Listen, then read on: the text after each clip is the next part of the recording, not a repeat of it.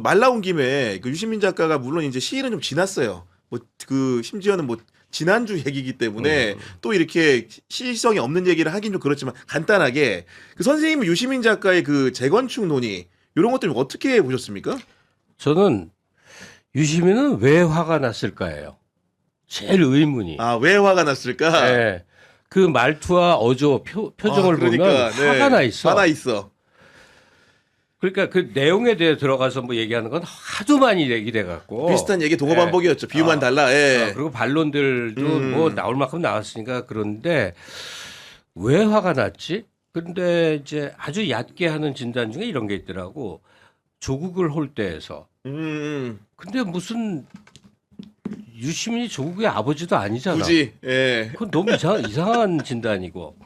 그다음에 그 양반이 얘기하듯이 무슨 검찰 개혁에 미흡하다라든지 인사 문제에 있어서 뭐라든지 그거야 여러 가지로 생각할 수도 있으니까 뒤로 충고도 할 수 있는 거고 좀 그러지 마십시오. 이 정도인데 화가 나 있단 말이에요. 화가 왜일까? 이 질문 자체가 답일 거예요. 아, 왜 화가 났을까? 네. 그거를 탐독해봐야지 실제로 그 정서의 배경을 알 수 있다. 예, 그러니까 그 이재명 대통령이 우회전을 하고 있다라는 거에 대한 분노는 아닐 것 같아요. 왜냐하면 유연하게 산업 정책을 그렇게 바꿔가기도 하고 재벌 총수들과 손잡고 다니고 이거에 그렇게 화낼 만큼 유연하지 않은 사람이 아니거든요. 그 왜 화가 났지? 이거를 곰곰 생각해 볼 필요는 있는 것 같아요. 그리고 요즘 유시민 씨가 비판 많이 받으니까 굉장히 막 그냥 사익에 찌든 사람으로 더럽게 묘사하는 것도 많더라고. 근데 유시민 씨 뭐 강연 한 번 가면 돈 얼마 받겠어. 경제적으로도 뭐 수백 어렵지 받겠죠. 않고 네. 명망도 넘치고 그렇게 욕심 가질 사람이 아니고 또 자리바라는 게 아니란 말이에요. 네.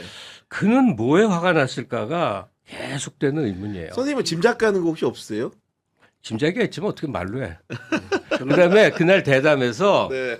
김어준의 뒤로 빼는 태도 아, 이거 얼굴. 계속 뒤로 빼잖아요.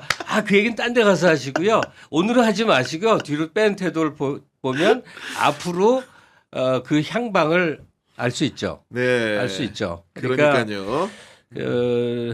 그리고 그 서로 공격하는 사람들 너무 싸우지 마세요. 이렇게 옛날에 다 술자리에서 같이 어울리는 사람들 아니에요. 네. 그리고 앞으로도 또 그렇게 될 거야. 근데 한번 살풀이했다고 생각하면 근데 좋겠는데 대통령 얘기도 그런 워딩이었어요. 아까 말한 것처럼 한 자리에서 우리가 볼 사이니까 너무 이렇게 얼굴 붉히면 싸우지 말라는 취지의 말씀하셨죠. 그러니까 그런 건데 이거 되게 가볍게 받아서 여쭤보면은 저 이런 생각 드는 거예요. 우리 시청자들은 그래도 대표 최고위원 이렇게 되면은 예를 들어 우리 통상적 회사에서 누구랑 싸우게 되면은 야 가서 소주나 한잔 하자. 이렇게 해서 푸는 경우가 있는데 예를 들면은 정청래 대표 강덕구 최고위원 계시면 그런 언쟁이 있었어요? 그럼 뭐 서로 이제 예를 들면 따로 이제 식사를 한다거나 아니면 따로 차를 마시면서 얘기한다거나 그런 대화가 있는 겁니까? 어떤 겁니까? 아니 뭐 우리 최고위원들끼리 몇 번 식사를 한 적이 있었죠. 네. 그리고 정청래 대표가 비교적 예를 들면 최고위에서 약간의 그런 갈등적 모습이 나왔다고 하더라도요. 끝난 다음에 또 쿨하게 그래요? 받아들이고 네. 또 다시 평상의 모습으로 돌아오고요. 뭐 그런 부분이 있습니다. 예, 있고요. 근데 그런 부분은 뭐 저는 뭐 정청래 대표가 우리가 생각하는 것보다 더 대인배적인 모습도 있어요. 그래요? 예. 근데 유시민 작가 말씀하셨잖아요. 그리고 조국 전 대표 얘기했는데 사실은 제가 조국 전 대표 사면을 제일 먼저 얘기했던 그건 사람입니다. 맞아요. 제일 먼저 공개 예. 주창을 예. 하셨죠. 예. 제가 조국 전 대표랑 개인적으로 만난 적 커피 한잔 한 적도 없습니다. 근데 저는 면회를 갔다 왔습니다. 면회 가셨어요? 예, 제가 면회도 갔었습니다. 예. 그리고 저는 길게 보면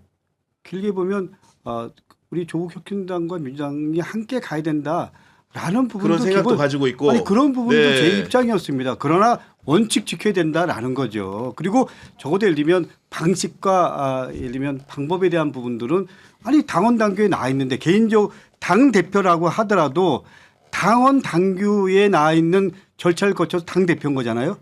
그런 방식과 방식과 방법에 대한 부분에 대해서 문제 제기를 했던 거지. 음. 저는 길게 보면 하나가 되는 것이 맞다라고 생각을 합니다. 근데 지금 상황에서는 전당대 제가 알기에는 7월 달에 그 조국 혁신단도 전당대회가 있는 걸로 알고 그렇죠. 있습니다. 네. 민주당도 전당대회가 있습니다. 그거 끝난 다음에 그럼 앞으로 어떻게 할 거냐라는 부분은 어쨌거나 새로운 지도부가 구성되면 큰 틀에서 방향에 대해서 논의할 수도 있죠. 그러니까 분명한 건요. 예. 제가 예언 하나 하겠는데 한 2, 3년 내로 국힘이 정상적이 됩니다. 야 무서운 얘기인데 이거. 예. 예. 제정신 차리고 정상적으로 예. 돼서 이게 흐름이 한번 쫙 일로 왔다 쫙 가는 걸 보거든요. 국힘은 지금 망가짐에 아주 극단이에요. 끝까지 간 거죠, 그러니까. 네. 끝까지 간 거예요. 그러면 반드시 그 정신 차리고 다음에는 오지 또. 예. 다시 달라지는데 어떻게 되냐면 그 약간 상식적으로 생각할 때 온건 보수 이미지로 탈각되고 또 그런 목소리가 커지면서 국힘이 상당한 경쟁력으로 재구조화가 될 거예요. 민주당은 지금 정말 꽃놀이패 속에 있는 거거든. 정말 상대할 가치도 없는 극우 꼴통이 된 야당 앞에서 지금 마음껏 춤추고 있는 건데 이럴 때 설득 가능한 지형도를 확 넓혀두는 아니 이재명 대통령하고 식사한 다음에 가령 국힘 의원들 한 20명 30명이 탈당하고 만약에 민주당으로 입당하겠소 뭐 예를 들어 그런 네. 사태가 벌어지면 너 뭐했지 저 유튜버들이 다 하면 전적 따질 거예요. 그러니까 강 의원님 감사 이 극단적인 비유인데 예. 뭐 전국이 올해 어떻게 흘러가다가 정말 국힘에서 과장 내부 분열이 일어나면서 한 2, 30명 민주당 입당하겠다고 찾아오면 찬성할 거예요, 반대할 거예요. 이 통합이 더 어렵죠 사실은. 그러니까 이건 고도의 정적 고민이 필요한데 좀 더 고민해봐야 아니 근데 받아야죠. 이건 귀순이니까 그냥 받는 것밖에 없을 받아야죠. 것 같은데 제 생각으로도 귀순이잖아요. 귀순. 받아서 키워서 민주당이 잃는 게 생기겠지. 잃는 많은 걸 잃으면서 더 큰 걸 얻어야죠. 더 큰 거를. 저도 김갑 선생님 말씀에 원칙적으로 동의합니다. 그런 입장에서 보면 우리 유시민 작가께서 핵심 지지층이 먼저 이탈했다고 하잖아요. 근데 저는 그야말로 평당원부터 네. 시작해갖고 여기까지 그렇죠. 온 사람입니다. 네. 제가 자신 있게 말씀드릴 수 있습니다. 저는 그야말로 지역에서 평당원에서부터 그러니까 시작해요. 알아요. 예. 그래서 평당원들의 마음을 누구보다 잘 압니다. 제가 감히 말씀드리면 우리 평당원들 중에서 핵심 당원들, 우리 당과 오래 함께했던 분들은 생각보다 이탈이 거의 없습니다. 그럼요. 예, 제가 이건 심지가 붙죠. 이건 예. 자신 있게 그렇게 쉽게 말씀드립니다. 이탈하나요? 근데 소위 뭐 중도층인데 대통령이 일 잘해서 아니면 국힘이 싫어서 우리 당에 오신 분들 있잖아요. 이런 분들은 상대적으로 그 상황이 안 좋아지면 또 대통령이 실망하고 민주당이 실망하면 떠날 수 있지 않은가. 이탈되는 예. 거죠, 실제로. 예. 그러니까 지지율 빠지는 건 당연해요. 국힘 맨날 싸운다고 싫어해서 이 민주당 쳐다봤는데 이것들도 똑같이 싸우네. 예. 대통령 그 수습도 못하네. 뭐 이런 그런 거겠죠. 분위기예요 예. 요즘. 그래서 대통령의 기본적인 입장 생각은요. 어쨌거나 중심을 확실하게 강화한다. 그런 다음에 플러스 외연 확장이다. 근데 외연 확장이 먼저는 아닙니다. 중심층을 토대로 외연 확장이지 중심을 무너뜨리고 외연 확장한다. 이거는 아닙니다. 그렇기 때문에 저 생각에 이재명 대통령은 더 깜짝 놀랄 일도 할 걸요. 그러니까 이 양반이 혹시 제 말을 들을 거 아닐까? 제가 아니 원래 그 산업 관련된 얘기들도 저희 방송 나와서 주구장창 하셨는데 개혁 그걸- 정권 절대 네. 표방하지 말라. 그러니까 네. 그 국가를 다시 한번 도약시키는 대도약 정권이 돼야 된다. 이번에 그 말- 대도약이라는 표현이 나왔어 실제로. 예.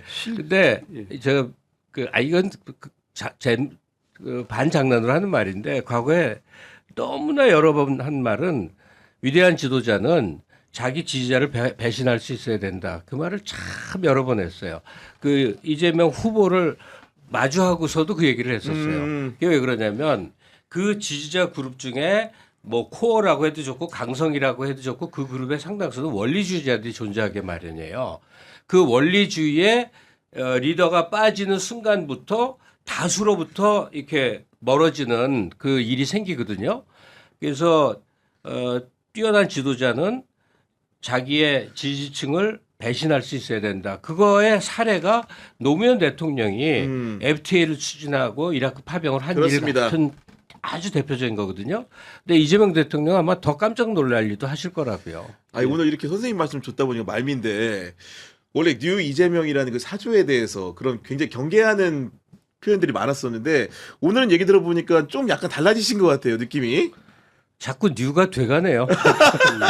예, 그 사실 지난번 대선 때 판을 바꾼 변곡점이 몇 개 있었습니다. 제가 첫 번째 기억나는 게 이재용 삼성그룹 총수랑 네. 우리 이재명 후보랑 사진을 함께 찍은 사진. 그 역삼동에 예, 어디 갔죠 예. 그 예, 함께 회사. 찍은 사진이 나옵니다. 네. 저는 그것도 아주 중요한 변곡점 중에 하나였다고 생각합니다. 맞아요. 네. 중도 입장에서 보면 그 사진 한 장이 상당히 좀 안심시키는 부분이 있을 겁니다.